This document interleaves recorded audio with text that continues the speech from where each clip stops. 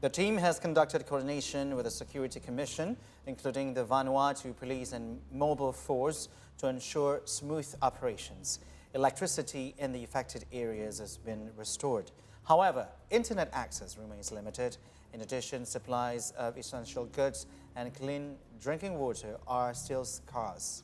A curfew is also still being enforced from 6 p.m. to 6 a.m. daily.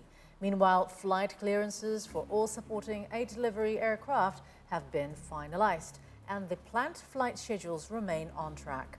Relief goods have also been prepared and are being stored at the cargo warehouse at Halim Perdana Kusuma Airport in Jakarta. The official send-off ceremony will take place on December 27th at 4 p.m. at the airport.